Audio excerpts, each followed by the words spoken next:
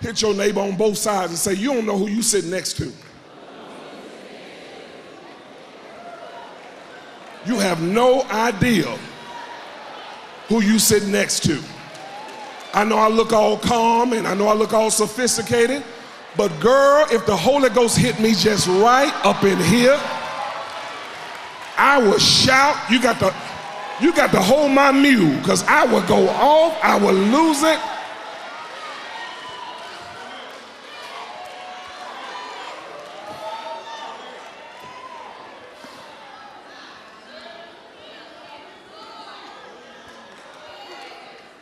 Some of you, God says, I'm not going to let you out the dungeon until you learn how to build relationships.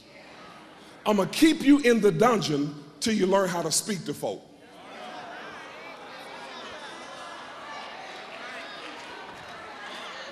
Keep rolling your eyes at everybody. God said, that's another 3 months in the dungeon.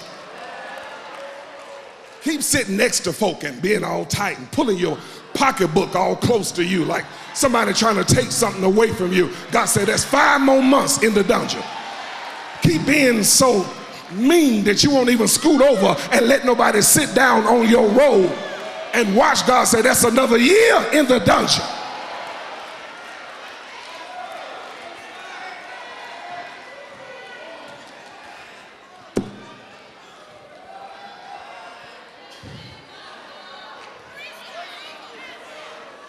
You ain't ready to come out.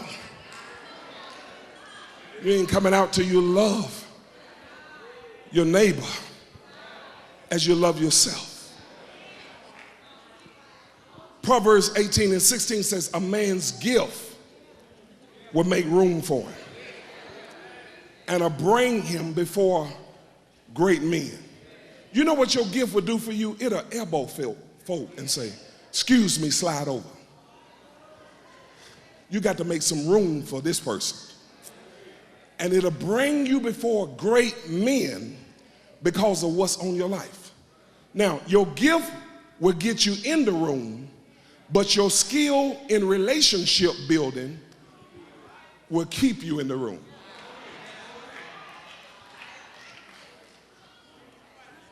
I'm so happy because I know what I'm about to say. You gifted so folk will let you in the room. But when you get in there, your attitude is so jacked up.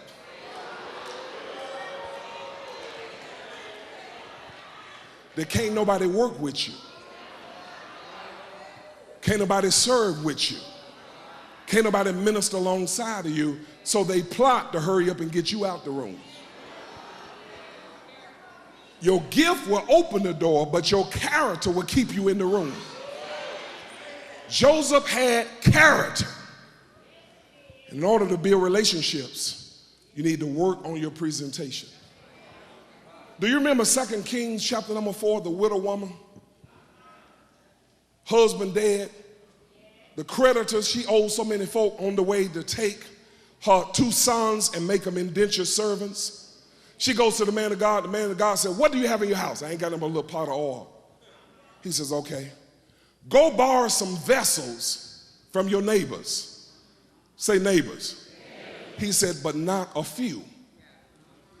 She brought the vessels in her house and closed the door, and God started pouring oil into her vessels, and he filled all the vessels she brought, and then the oil stopped. And God says, take the oil and sell it and pay off your bills. But the reason why the oil stopped is because she didn't have no more vessels to bring. But the vessels were based upon how many neighbors you had. How many relationships have you built? I'm looking right at you. You looking at me. After the benediction, if I say, go see how many vessels you can get, I wonder how many would you bring back based on how many neighbors you got, how many love relationships have you built. Would you come back with 3? Would you come back with 2? Would you come back with 1? Or would you come back with none? God can only pour blessings based upon how many love relationships you make. You get that on the way home. You ain't got no vessels. You ain't got no people that you done built relationship. God said, I can only trust you with so much oil. Now watch this. Look in verse 6 and 7. We almost do.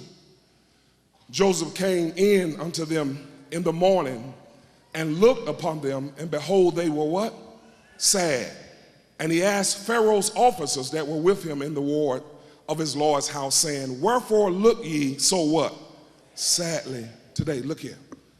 It was Joseph who was serving and caring for his fellow prisoners. He asked about their apparent sadness or their anger and their bitterness. The opportunity came out of their relationship. Joseph asked what they needed and why they were so sad. Can you look here for a moment? This is what we'll do in the church. This is how we do church. We'll walk up to somebody, how you doing? How you doing? How you doing, man? If you're going to ask somebody how they doing, at least stay there long enough to get a response. That's fake to ask somebody how they doing and keep on walking. It is because we really don't want to know. I just say how you doing to get past you.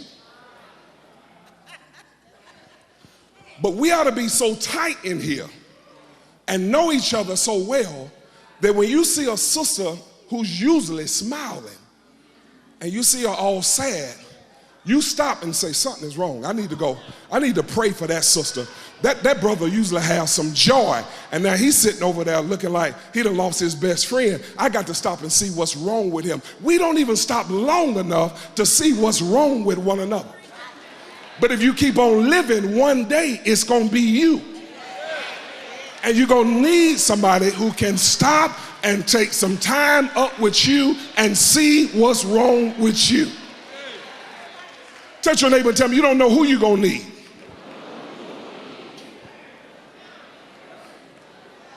You cannot walk around with your head so high in the air, your nose so high that if it rains, you drown.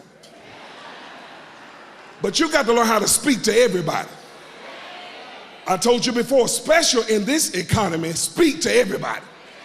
You don't know when you're not going to be able to afford gas and run out of gas and somebody have to pick you up on the side of the road. You better speak to everybody.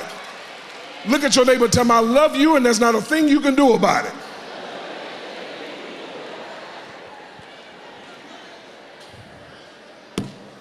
Don't let your situation make you so bitter that your attitude gets to the point that can't nobody be around you. Now, can I preach this and be finished?